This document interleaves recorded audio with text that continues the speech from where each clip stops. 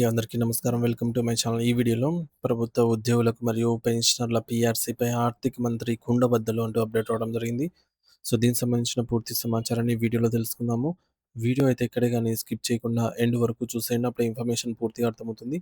అలాగే వీడియో చూస్తున్న ప్రతి ఒక్కరు వీడియోకి లైక్ చేయండి ఫ్రెండ్స్. ఈ వీడియోని తోటి ఉద్యోగ, పెన్షనర్ మిత్రులతో అయితే షేర్ చేయండి. కొత్తగా మన ఛానెల్‌ని చూస్తున్నవారు ఇంకా ఎవరైనా సబ్స్క్రైబ్ చేసుకోకపోతే వెంటనే మన ఛానెల్ అయితే సబ్స్క్రైబ్ చేసుకోండి. సబ్స్క్రైబ్ చేసుకోవడం వల్ల నేను చేసే ప్రతి ఒక్క వీడియో మీ వరకు రీచ్ అవుతుంది. ఇక ఆలస్యం చేయకుండా వివరాల్లోకైతే వెళ్ళిపోదాము. ఫ్రెండ్స్ ఇక విషయానికొచ్చినట్లయితే తెలంగాణ తెలంగాణ రాష్ట్రంలో పదవీ విరమణ చేసినటువంటి వేలాది మంది ఉద్యోగుల ఆశలపై ఆర్థిక శాఖ మంత్రి బట్టి విక్రమార్క గారు నీళ్లు జల్లినట్లు కనిపిస్తోంది. ఎందుకంటే కేవలం 100 రోజుల్లోనే రిటైర్మెంట్ బెనిఫిట్స్ కింద 6,000,00,00,000 విడుదల చేయడం ఆచరణ సాధ్యం కాదని ఆయన తేల్చి చెప్పినట్టు సమాచారం అందుతోంది. ఈ పరిణామం రాష్ట్ర రాజకీయాల్లో మరియు ఉద్యోగ వర్గాల్లో పెద్ద దుమారాన్ని రేపుతోంది.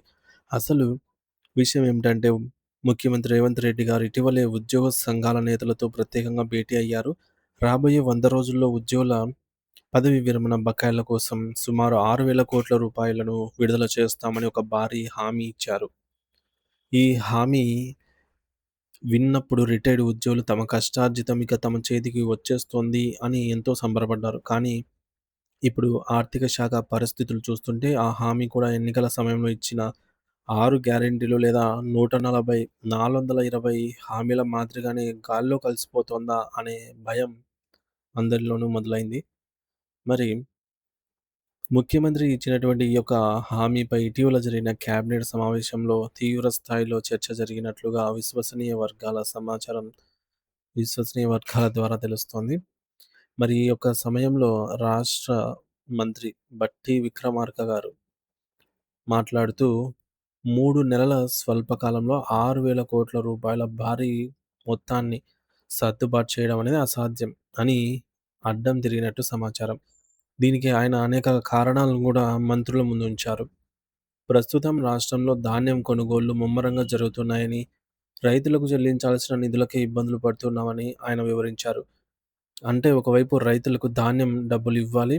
మరొక వైపు రైతు భరోసా కింద ఇవ్వాల్సిన 2 విడతల బకాయిలు కూడా పెండింగ్‌లో ఉన్నాయి. ఖరీఫ్ సీజన్ అంటే వానాకాలంలో ముంచుకొస్తున్న తరుణంలో రైతులకు పెట్టుబడి సాయం అందించకపోతే ప్రభుత్వానికి అన్నదాత ఆగ్రహం తప్పదు అని ఆయన హెచ్చరించారు. అంతేకాకుండా గ్రామీణ ప్రాంతాల్లో పారిశుద్ధ్యం మరియు ఆరోగ్యం మెరుగుపరచడానికి పంచాయతీలకు కనీసం బ్లీచింగ్ పౌడర్ కొనడానికి కూడా నిధులు లేవని, సో అటువంటి అత్యవసర అవసరాలను వదిలేసి రిటైర్డ్ ఉద్యోగులకు భారీ మొత్తంలో బెనిఫిట్స్ ఇవ్వటం ఇప్పుడు కుదరదు కుదరదులే అన్నట్టు బట్టి విక్రమార్క గారు స్పష్టం చేసినట్టు తెలుస్తోంది. ప్రస్తుతం రెగ్యులర్ ఉద్యోగులకు సంబంధించి రూ. 5,000,00,00,000 మరియు రిటైర్డ్ ఉద్యోగులకు సంబంధించి రూ. 6,200,00,00,000 బకాయిలు పేరుకొనిపోయి ఉన్నాయని ఆయన గణాంకాలతో సహా వివరించారు.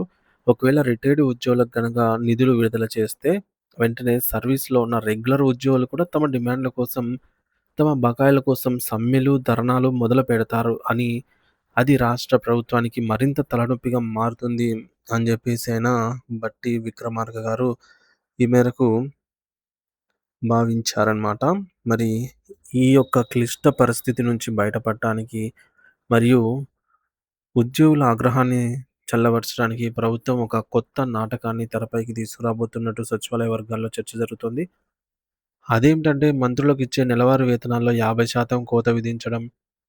సో, ప్రభుత్వం తమ చిత్తశుద్ధిని నిరూపించుకోవడానికి తాము కూడా త్యాగాలు చేస్తున్నామని ఉద్యోగులకు చూపించడానికి ఎత్తుగడ వేస్తున్నట్టు కనిపిస్తోంది. ప్రస్తుతం రాష్ట్ర మంత్రులకు జీతభత్యాలు మరియు అలవెన్స్‌లు ఇవన్నీ కలిపి నెలకు రూ. 4,50,000 అందుతాయి. అందులో 50% అంటే రూ. 2,25,000. ఈ చొప్పున రాష్ట్రంలో ఉన్న మంత్రులందరూ కలిపి 15 మంది ఉన్నారు. వీరి జీతం నెలకు వీరి జీతంలో 50% కోత విధిస్తే, సో, 50% కోత విధిస్తే గనక వచ్చే అమౌంటు 33,75,000. సో, 33,00,000. ఈ విధంగా 3 నెలలకు ఒక రూ. 1,00,00,000 అవుతుంది. సో, 3 నెలలకు కలిపి చూస్తే రూ. 1,00,00,000 చిల్లర అవుతుంది. ఇప్పుడు అసలు ప్రశ్న ఏంటంటే రిటైర్డ్ ఉద్యోగులకు ఇవ్వాల్సిన 6,200,00,00,000తో పోలిస్తే మంత్రుల జీతాల కోత ద్వారా వచ్చే 3 నెలలకు ఒక రూ. 1,00,00,000 ఎక్కడైనా పొంతన ఉందా? అని జెప్పేసి రాజకీయ విశ్లేషకులు ఎద్దేవా చేస్తున్నారు. కేవలం ఒక రూ. 1,00,00,000 ఆదా చేసి 6,200,00,00,000 సర్దుబాటు చేస్తామని చెప్పడం అనేది కేవలం ఉద్యోగులను మభ్యపెట్టడానికి ఆడే డ్రామా అని వారు విమర్శిస్తున్నారు.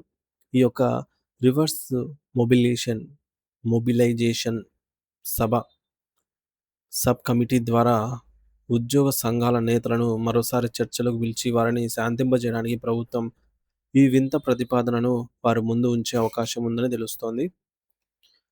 మరి మొత్తానికి చూస్తే కొత్త పీఆర్‌సీ నివేదిక ఆధారంగా ఈ యొక్క నిర్ణయాలు తీసుకుంటామని జెప్పేసి ముఖ్యమంత్రి చెప్తున్నప్పటికీ, ఆర్థిక శాఖ సహకారం లేకపోతే ఈ హామీలన్నీ నీట మాటలే అవుతుందని స్పష్టమవుతోంది. ఒకవైపు రైతుల అవసరాలు, మరోవైపు పంచాయతీల నిర్వహణ, ఇంకోవైపు రెగ్యులర్ ఉద్యోగుల ఒత్తిడి మధ్య నలుగుతున్న ప్రభుత్వం రిటైర్డ్ ఉద్యోగులకు ఇచ్చిన 100 రోజుల గడువు ఎలా పూర్తి చేస్తుంది ప్రభుత్వం ఈ హామీలనని జెప్పేసి వేచి చూడాలి. ఒకవేళ నిధులు విడుదల కాకపోతే ఉద్యోగ సంఘాలు తమ పోరాటాన్నయితే ఉధృతం చేసే అవకాశం ఉంది. కేవలం మంత్రుల జీతాల కోత వంటి ప్రచారాల అస్త్రాలతో ఉద్యోగులను ఎంతో కాలం నమ్మించలేరని ప్రభుత్వం వెంటనే పక్కా ప్రణాళికతో నిధులు విడుదల చేయాలని కూడా అందరూ బలంగా కోరుతూ ఉన్నారు.